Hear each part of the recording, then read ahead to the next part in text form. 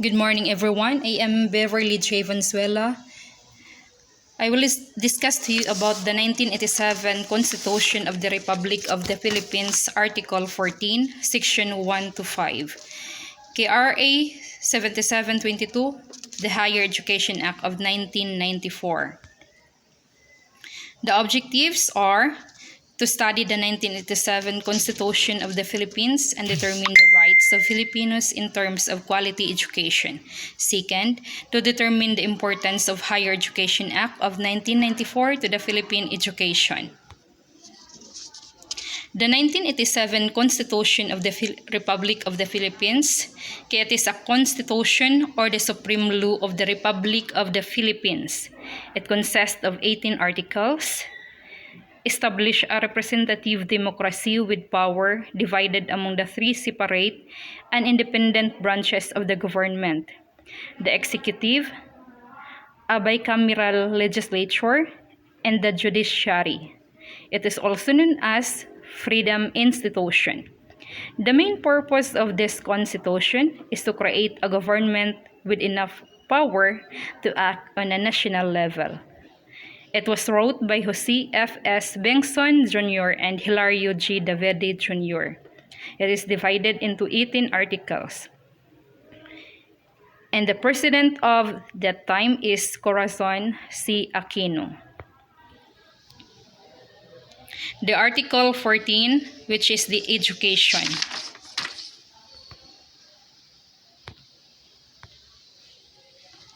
Section 1. The state shall protect the right of all citizens to quality education at all levels and shall take appropriate steps to make such education accessible to all. Section 2. The state shall establish, maintain, and support a complete, adequate, and integrated system of education relevant to the needs of the people and society. Second, establish and maintain a system of free public education in the elementary and high school levels without limiting the natural right of parents to rear their children. Elementary education is compulsory for all children of school age. Most local Filipino children attend government-funded public schools, which are free. Unfortunately, the quality of education in public schools remains poor. Class sizes are big and lack of learning materials. Section 2.3. The state shall establish and maintain a system of scholarship grants, student loan programs, subsidies, and other incentives, which shall be available to deserving students in both public and private schools, especially to the underprivileged. To reduce,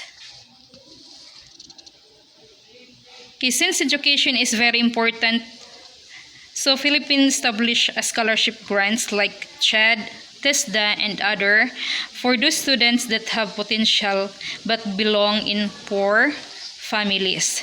Section 2.4, encourage non-formal, informal, and indigenous learning systems, as well as self-learning, independent, and out-of-school study programs, particularly those that respond to community needs. Section 2.5, provide adult citizens, the disabled, and out-of-school youth with trainings in civics, vocational efficiency, and other skills. Section 3.1, all educational institutions shall include the study of the Constitution as part of the curricula. And Section 3.2, they shall inculcate patriotism and nationalism, foster love of humanity, respect for human rights, appreciation of the role of the national heroes in the historical development of the country, teach the rights and duties of citizenship, strengthen ethical and spiritual values, develop moral character and personal discipline, encourage critical and creative thinking, broaden scientific and technological knowledge, and promote vocational efficiency. Section 3.3, at the option expressed in writing by the parents and guardian, religion shall be allowed to be taught to their children or wards in public elementary and high schools within the regular class hours by instructors designated or approved by the religious authorities of the religion to which the children or wards belong, without additional cost to the government. Section 4. The state recognizes the complementary roles of public and private institutions in the educational system and shall exercise reasonable supervision and regulation of all educational institutions. Educational institutions other than those established by religious groups and mission boards shall be owned solely by citizens of Philippines or corporations or association at least 60% of the capital of which is owned by such citizens. Article 3.3, all revenues and assets of non-stock, non-profit educational institution used actually, directly, and exclusively for the educational purposes shall be exempt from the taxes and duties. Okay, Article 3.4. Subject to conditions prescribed by law, all grants, endowments, donations, or contribution used actually, directly, and exclusively for educational purpose shall be exempt from the tax. Section 5. The state shall take into account regional and sectorial needs and conditions and shall encourage local planning in the development of the educational policies and programs. Section 5.2. Academic freedom shall be enjoyed in all institutions of higher education. Section 5.3. Every citizen has a right to select a profession or course of study subject to fair, reasonable, and equitable admission and academic requirements. Section 5.4. The state shall enhance the right of teachers to professional advancement. Non-teaching academic and non-academic personnel shall enjoy the protection of the state. Then, Section 5.5. The state shall assign the highest budgetary priority to education and ensure that teaching will attract and retain its rightful share of the best available talents through adequate remuneration and other means of job satisfaction and fulfillment. RA 7722, or also known as Higher Education Act of 1994. It is signed into law on May 18, 1994. It was created by President Fidel V. Ramos, an act creating the Commission on Higher Education. This law separates colleges and universities from the Department of Education, providing its own independence, having the right to practice academic freedom and exercise such policies granted for its benefits. RA 7722, Higher Education Act of 1994, Section 1, the title. This act shall be known as the Higher Education Act of 1994. Okay, for Section 2, the Declaration of Policy. The state shall protect, foster, and promote the right of all citizens to affordable quality education at all levels, and shall take appropriate steps to ensure that education shall be accessible. Section 3. Creation of the Commission on Higher Education. The Commission shall be independent and separate from the Department of Education, Culture and Sports, or DEX, and attached to the office of the President for administrative purposes only. Section 4. Composition of the Commission. The Commission shall be composed of 5 full-time members, a chairman of the Commission, and 4 commissioners who shall be holders of earned doctorate. Section 5. Term of office. The President shall appoint the full-time chairman and the commissioners for a term of 4 years, without prejudice to one reappointment. The next 2 commissioners for the 3 years, and the last 2 commissioners for 2 years. Section 6. Ranks and emoluments. The chairman and the commissioners shall have the rank of a department secretary and under-secretary respectively. Section 7. Board of Advisors. There shall be constituted a Board of Advisors, which shall meet the Commission at least once a year to assist it in aligning its policies and plans with the cultural, political, and socio-economic development needs of the nations, and with the demands of world-class scholarship. The Board of Advisors are the following. First, the Secretary of Education, Culture, and Sports as chairman. Second, Director General of the National Economic and Development Authority as co-chairman. Then third, Secretary of Science and Technology. Then next is Secretary of Trade and Industry. Next is Secretary of Labor and Employment. It was followed by President of the Federation of Accrediting Association of the Philippines. Next is President of the Fund for Assistance to Private Education. And Section 8, Powers and Function of Commission.